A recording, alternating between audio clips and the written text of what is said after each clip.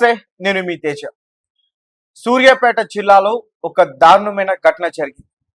ఇద్దరు భార్యాభర్తలు ఒక సమస్య మీద పోలీస్ స్టేషన్కి వెళ్తే అదే పోలీస్ స్టేషన్లో పనిచేస్తున్న ఒక కానిస్టేబుల్ అతను వారిద్దరిని కూడా హత్య చేసి చంపేశారు. ఈ ఘటనకు సంబంధించి తాజాగా పోలీసులు కొన్ని కీలకమైన విషయాలన్నింటినీ కూడా బయటపెట్టారు. సూర్యాపేట జిల్లా మోతే మండలం బీక్యా తండాకు సంబంధించి నాగులు అలాగే బూబా వీళ్ళిద్దరు కూడా భార్య భర్తలు. వీళ్ళిద్దరికి ఇద్దరు కుమార్తెలు ఉన్నారు. మోతే మండలంలోనే వారు కవులకి వ్యవసాయ భూమిని తీసుకుని అక్కడ పనులు చేసుకుంటా ఉన్నారు. అయితే నాగులకి సంబంధించిన కూతురు ఎవరైతే ఉన్నారో ఆమె ఒక సమస్యతో ఇబ్బంది పడుతుంది. దానికోసం వీరు పోలీస్ స్టేషన్ మెట్లు ఎక్కారు. అక్కడ కానిస్టేబుల్ మొహమ్మద్ షరీఫ్ అనే వ్యక్తి పరిచయం అయ్యాడు. పరిచయం కాకుండానే వీరి అవసరాలకు భార్యాభర్తలు ఇద్దరికి షరీఫ్ 3 లక్షల రూపాయలు ఇచ్చాడు. సో తర్వాత బూబాతో అంటే నాగుల యొక్క వైఫ్ బూబాతో షరీఫ్ వివాహేతర సంబంధం పెట్టుకున్నాడు. అయితే ఇతను అప్పుగా ఇచ్చిన డబ్బులు వాళ్ళని అడుగుతుంటే బూబా షరీఫ్ని భయపెడుతుంది. నువ్వు నన్ను డబ్బులు అడిగితే మన ఇద్దరి మధ్య ఉన్న ఈ వివాహేతర సంబంధం గురించి నేను అంతా బయట పెట్టేస్తా, మీ పోలీస్ స్టేషన్లో నీ మీద కంప్లైంట్ ఇస్తా, మా ఆయనకి చెప్తా. అలాగే షరీఫ్కి ఈ మధ్యనే ఒక నిశ్చితార్థం కూడా అయ్యింది, పెళ్లి చేసుకోబోతున్నాడు. ఆ డబ్బులు కూడా అవసరం ఉంది, అందుకోసం కూడా మళ్ళీ అడిగాడు. మళ్ళీ అలాగే బెదిరించింది, నన్ను డబ్బులు అడిగితే నేను ఖచ్చితంగా మన ఇద్దరి మధ్య ఉన్న ఈ సంబంధాన్ని బయట పెట్టేస్తా, నీకు పెళ్లి చేసుకుంటున్న ఆ భార్యకి ఈ నిజాన్ని చెప్పేస్తా అంటూ కూడా భయపెట్టింది. దీంతో మొహమ్మద్ షరీఫ్ డబ్బులు పోతే పోయాయి, వీళ్ళు నాకు పెళ్లికి ఎలా అయినా అడ్డొస్తారు, వీళ్ళని ఎలా అయినా సరే తొలగించుకోవాలని చెప్పి ఆల్రెడీ ఒక ప్లాన్ చేసుకున్నాడు. ఆ ప్లాన్ కాస్త విఫలమైంది. అయితే ఈసారి అదే స్టేషన్లో సుందరయ్య అనే ఒక వ్యక్తి ఉన్నాడు హెల్పర్గా. ఈ మొహమ్మద్ షరీఫ్ చేసే స్టేషన్లోనే సుందరయ్య కూడా ఉన్నాడు. సో సుందరయ్యతో కలిసి వాళ్ళిద్దరూ నాకు ఇలా అడ్డంగా ఉన్నారు, నేను నీకు ఎంతో కొంత డబ్బులు ఇస్తా, వాళ్ళిద్దరిని కూడా చంపేద్దాం అంటూ కూడా ఒక ప్లాన్ చేసి ఒక పథకాన్ని రచించారు. ఏం చేశారంటే బూబా అలాగే నాగులకి మీకు ఒక లోన్ ఇప్పిస్తాను, ఆ లోన్ ఇచ్చిన తర్వాత ఆ డబ్బులు నాకు ఇచ్చేయండి, మీరు మెల్లగా కట్టుకోండి అంటూ కూడా షీప్ లోన్, గొర్రెల లోన్. సో ఆ లోన్ చూడడానికి అధికారులు కంపల్సరిగా వస్తారు, మనం ఒక గొర్రెల షెడ్డు, ఆ గొర్రెలకి ఎరువులు వేసేది, ఆ మేత ఇదంతా కూడా మనం చెయ్యాలి అంటూ కూడా వారికి చెప్పాడు.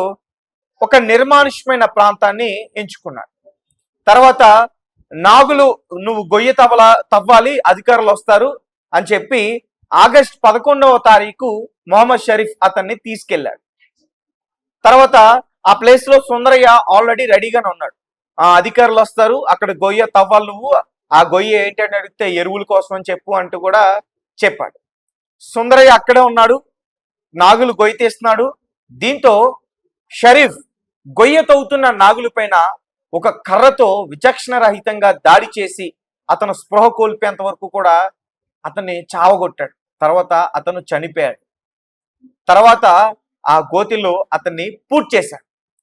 తర్వాత నేను బూబాను కూడా తీసుకొస్తా, బూబాను కూడా ఇలానే చంపేద్దాం అని చెప్పి సుందరయ్యని అక్కడే పెట్టి మళ్ళీ బూబాని తీసుకురావడానికి షరీఫ్ బయలుదేరి తిరిగి వచ్చాడు. మీ ఆయన ఆల్రెడీ అక్కడ ఉన్నాడు, నువ్వు కూడా రావాలని చెప్పి తీసుకెళ్ళి కట్ చేస్తే అక్కడికి వెళ్ళిన తర్వాత అదంతా కూడా నిర్మానుష్యమైన ప్రాంతం. అప్పటికే బూబాకి భయం ఉంది ఇతని మీద. అయితే వెళ్ళిన తర్వాత సుందరయ్య ఉన్నాడు, అతనే ఉన్నాడు, అధికారులు ఎవరూ లేరు, గొర్రెలు కూడా ఏమీ లేవు. దీంతో ఆమెకి భయం అనిపించింది, మా హస్బెండ్ ఎక్కడా, మా ఆయన ఎక్కడా, మా ఆయన్ని ఏం చేశారంటూ కూడా ఏడుస్తూ గట్టిగా కేకలు వేసింది. దీంతో షరీఫ్ మళ్ళీ అవే కర్రలతో ఆమెను కూడా తలపైన బలంగా కొట్టాడు. స్పృహ తప్పిపోయి ఆమె కూడా కింద పడిపోయింది. తర్వాత ఆమెను కూడా చంపేశారు. ఎక్కడైతే నాగుల్ని పాతి పెట్టారో దానికి 10 మీటర్ల దూరంలో మళ్ళీ బూబాను కూడా పాతి పెట్టారు. అయితే ఇదంతా కూడా 11వ తారీఖు జరిగింది. మరుసటి రోజు 12వ తారీఖు ఎవరో ఒకరు స్థానికులు వెళ్తా ఉంటారు కదా, అలా స్థానికులకి ఒక పూడ్చిన అదంతా కూడా కనిపించింది. దీంతో వాళ్ళు ఏం చేశారంటే పోలీసులకి సమాచారం అందించారు. తర్వాత పోలీసుల బృందం అక్కడికి వచ్చింది. ఆ బృందంతో పాటు షరీఫ్ కూడా వచ్చాడు ఆ స్థలాన్ని పరిశీలించడానికి. ఆ రోజు షరీఫ్ అక్కడ మామూలు యాక్షన్ కాదు, ఓవర్ యాక్షన్. మీరెవరు ముందుకు రాకూడదు, ఇది క్రైమ్ జరిగిన ప్లేస్, ఇక్కడ ఆధారాలని కూడా మీలాంటి వారు వస్తే చెరిగిపోతాయి అంటూ కూడా అతను చాలా ఓవర్ యాక్షన్ చేశాడు. అప్పటికి ఎవరికి కూడా అనుమానం రాలేదు. సహజంగా క్రైమ్ జరిగిన ప్లేస్ లో పోలీసులు వ్యవహరించే తీరు ఇలానే ఉంటుంది. ఆ ప్లేస్ లోకి ఎవరిని కూడా వెళ్ళనివ్వరు, ఎందుకంటే చాలా క్లూస్ కలెక్ట్ చేస్తారు, ఫారెన్సిక్ టీమ్స్ వస్తాయి. సో క్లూస్ అన్ని కూడా కలెక్ట్ చేస్తారు, అవి చాలా ఆధారాలు ఉపయోగపడతాయి వారి ఇన్వెస్టిగేషన్ లో. సో అలా వెళ్ళనివ్వలేదు. కట్ చేస్తే మళ్ళీ ఒక 10 మీటర్ దూరంలోనే మళ్ళీ బూబా యొక్క మృతదేహం కూడా కనిపించింది. సో రెండింటిని తీసి పోలీసులు పోస్ట్ మార్టానికి పంపించారు. పోలీసులు సీసీటీవీ కెమెరాస్ ని అలాగే కాల్ డేటాని చెక్ చేసే ప్రయత్నం చేశారు. ఈ సుందరయ్య, షరీఫ్ వీళ్ళిద్దరూ కూడా ఏం చేశారంటే వాళ్ళిద్దరిని చంపేసి వారి దగ్గర ఉన్న బంగారం అలాగే వారి దగ్గర ఉన్న మొబైల్ ఫోన్స్ ఇవన్నీ కూడా తీసుకుని వెళ్ళిపోయారు. ఇక పోలీసులు ఇంకా వీళ్ళ మొబైల్సే లేవు కదా, ఎలా పట్టుకుంటారని చెప్పేసి వీళ్ళు అనుకున్నారు. తర్వాత సుందరయ్య ఆ గోతిలో కప్పెట్టడానికి ఒక పార తీసుకురావడానికి వెళ్ళాడు. అది సీసీటీవీ ఫుటేజ్ లో రికార్డ్ అయింది. ఎస్, ఆ ఆధారంగానే సుందరయ్యని పోలీసులు అదుపులోకి తీసుకున్నారు, విచారణ చేశారు. గట్టిగా అడిగేసరికి సుందరయ్య నిజం మొత్తం చెప్పేశాడు. సార్, ఇందులో నా తప్పేమీ లేదు, నాకు వారిని హత్య చేసే ఉద్దేశం నాకు అసలు లేదు. హత్య చేయాలనుకుంది షరీఫ్. ఎందుకు చేయాలనుకున్నాడంటే అతను వాళ్ళకి 3 లక్షల రూపాయలు అప్పు ఇచ్చాడు. ఆ అప్పు అడుగుతుంటే వాళ్ళు ఇవ్వట్ల. పైగా షరీఫ్ అతను ఒక అమ్మాయితో వివాహాన్ని కుదుర్చుకున్నాడు, రీసెంట్ గా నిశ్చితార్థం కూడా అయ్యింది. ఆ పెళ్లికి అతనికి డబ్బులు అవసరం. అయితే బూబాతో షరీఫ్ వివాహేతర సంబంధం పెట్టుకున్నాడు. సో ఆ విషయం కాస్త డబ్బులు అడిగితే చెప్పేస్తా ఉంటూ కూడా బూబా షరీఫ్ ని బెదిరిస్తుంది. అందుకనే వాళ్ళిద్దరిని కూడా చంపేయాలని చెప్పి ప్లాన్ చేసుకున్నాడు అని సార్ అని చెప్పి నిజం మొత్తం కూడా చెప్పేశారు. తర్వాత షరీఫ్ ని పోలీసులు సూర్యాపేట జిల్లాలోని ఒక బస్ స్టాప్ దగ్గర అదుపులోకి తీసుకున్నారు. వాళ్ళిద్దరిని కూడా కోర్టుకి హాజరుపరిచి జైలుకి పంపించారు. పోలీసులు మళ్ళీ కస్టడీలో కూడా తీసుకునే అవకాశం అయితే ఉంది.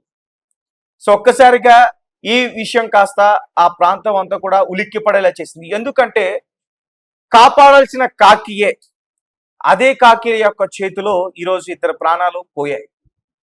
ఒకరేమో పోలీస్ స్టేషన్ లో ఉన్న కానిస్టేబుల్, ఇంకొకరు అదే పోలీస్ స్టేషన్ లో ఉన్న సుందరయ్య, ఒక హెల్పర్.